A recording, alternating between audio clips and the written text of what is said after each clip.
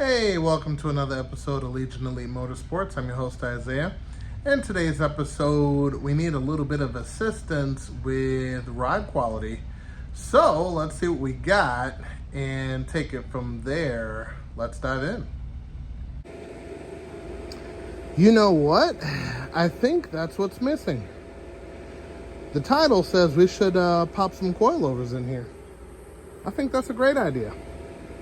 And then hopefully in the future, we'll get some seats done. Whoa, those are torn up. But yeah, okay, so let's get these wheels off and let's see what options we have for coilovers. Okay, so what we have here today is a pair of coilovers, Hyper Street 2s. Yep, this should be perfect. Got a 32-way adjustable damper, front and rear, and basically what you want to do is you want to make sure that your Rev 9s are equal from here to here. Pretty much choose a number. I don't have like a cheat sheet, so I noticed that the rears were all the way down and the fronts were somewhat up, so I went 30 turns on this one, made sure from here to here is the same, and it was, and it says that it is preset spring tension, so I double checked it and it was.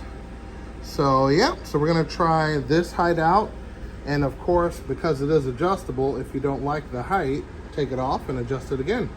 So yeah, we're gonna get the wheels off and try these out. All right, and this is very easy to come out. It's some sort of a lowering spring. I'm not really familiar with it, but KYB shock, which is pretty good. I didn't get to drive the car on this suspension to see if, you know, it's any good, but it looks new and it's not leaking, so might be pretty good. But anyway, to take it off, you take the 2 bolts here out, the 1 bolt back here out, and then you got 3 bolts up top. Very, very simple, very quick to take out. Now, I got the fan going. Please excuse the noise. Let me cut that off for you guys. There we go. So, now, I measured from the base of the spring to the top of the spring to make sure I get the same number, and I do, so that means it's accurate from top to bottom. So from there, you take your phase 2. You measure from the bottom of this ring to the top of this black perch. Okay, so I got 1 3/4 inches roughly from there to here, and let's see how it looks. And on assembly, 2 bolts here. I'm not gonna put this on. This looks a little crusty and not good. We'll talk about that in a minute. But anyway, and then the size up here changes from 14 millimeter to 15 millimeter. And let's put the wheel on and see what we got. And there we have it. It's about a solid inch from the tire, which should be plenty or enough room for cutting corners and whatnot. So I want to get it squared, so it's 1 inch from each tire all the way around. So that's the goal. So this is it right here. Yeah, 1 finger, that's it. So that looks good. So we're gonna take those notes. We're gonna lock everything up on this side, and then I'm gonna do the other side real fast, probably off camera, and then we're gonna move to the back. Pretty simple operation. All right, the front is 100% done.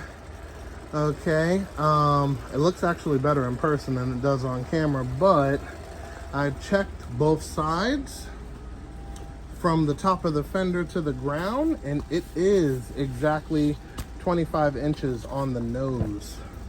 So the front is done. Now we're gonna get to the rear. So, excuse all of the tools. gonna shut that fan down for you. And this one seems a little bit more simple. We have a C-clip here, and then let me see. Oh, nope, there's a bolt back there, so that's a 12 millimeter. That'll be the easiest way to take it off. We got 2 bolts up top, 1 down low, and we should be good to go. So let's get that off, and then, yeah, see what we got for the rear. Okay, one problem I did notice is this pinion won't fit over this. So I just pushed the pinion out, so it's just a bushing, and now fits like a glove. Once you pop the screw in the back, it'll be tight and right as rain. Okay, little mod, not too crazy. Okay, let me shut this fan off again. Okay, there we go. All right, so it is perfect. It's done. It's on there. As you can see here, you basically remove this guy. And I used the press. I'm gonna show you guys that in a minute. But yep, you use the press, get that out, and then it goes on to this piece with no problem. Also, I guess that's Rev 9 part number right there, just so you know. And it's been measured from here to the black part, the beginning of the black part. And I got a 3.5 inch in the rear on these measurements here to give me overall fitment from the fender to the ground of 25 1/8. So that is the height I'm actually happy with, and yeah, we're gonna keep it from there. All right, so we're gonna put the car on the floor and take a walk around. I mean, it is night, you're not gonna see as much, but you'll get a good idea of what we're working with and kind of take it from there. So yeah, let me get this tire on here, get the car on the floor, and see what we got. And there we have it. Again, doesn't look all that exhilarating on film, but in person it looks a whole lot better. Let's see if we can get a different angle.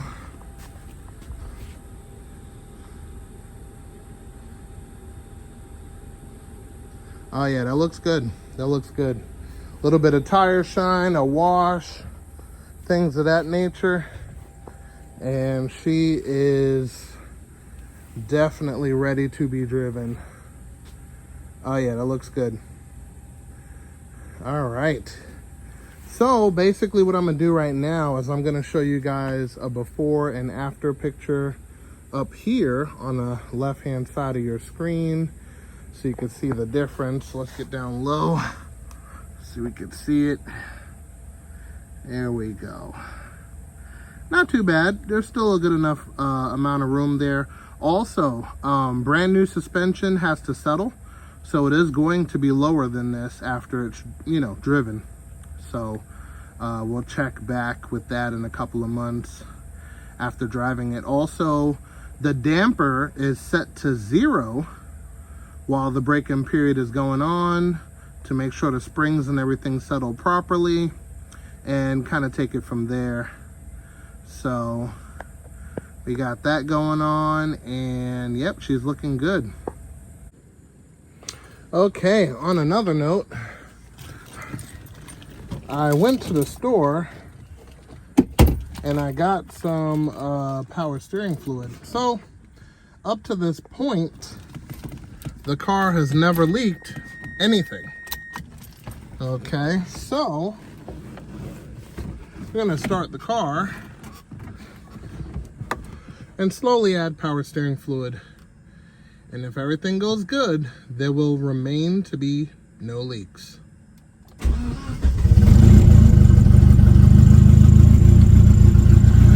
So let's see.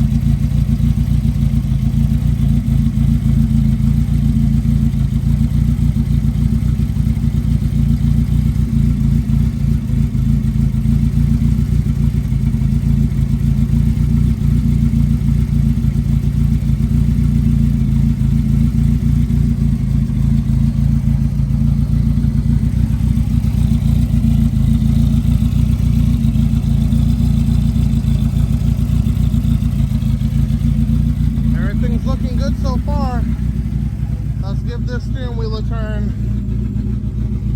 Ooh, yeah, it's still tough. All right, let's see if we can get some more in there. Alrighty.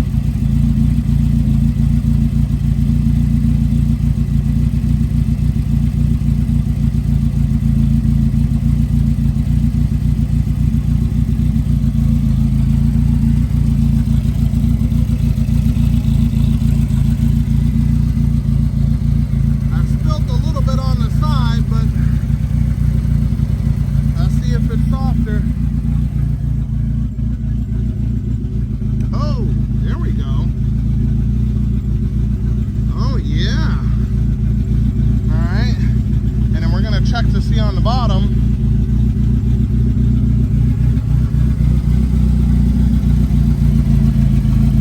To see if it's leaking. All right, let's see.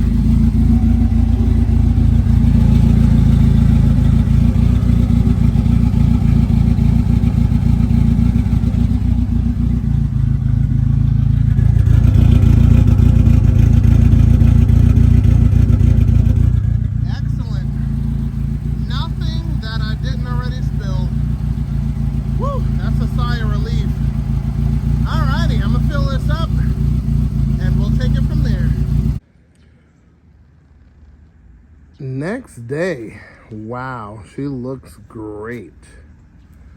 I love it.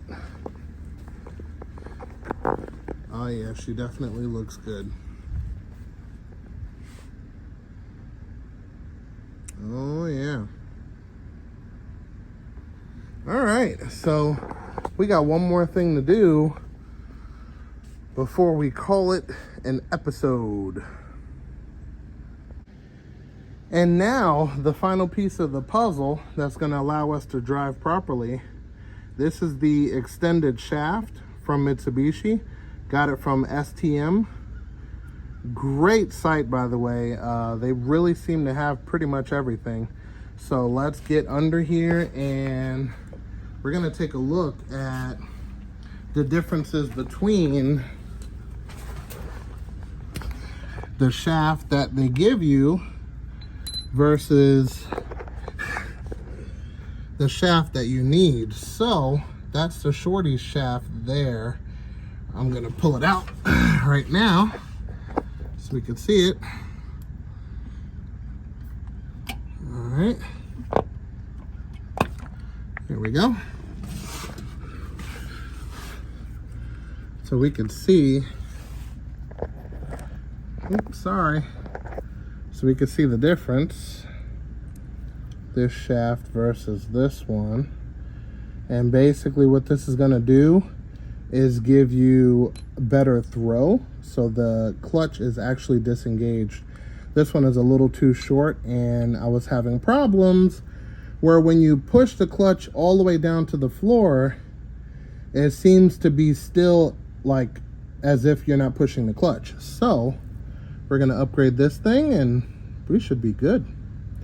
So we're gonna swap over this brand new boot to this guy and we should be good to go. All right, so as you can see, the new shaft is in. So basically now, only thing is to test it. So we're gonna get in the car and see if she goes into gear properly. All right, she's a little loud, but let's give her a shot.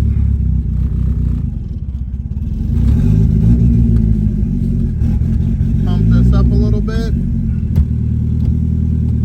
There we go, first, second, third, fourth, fifth.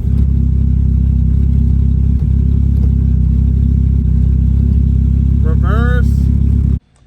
And we're gonna call it an episode right there. Hope you guys enjoyed.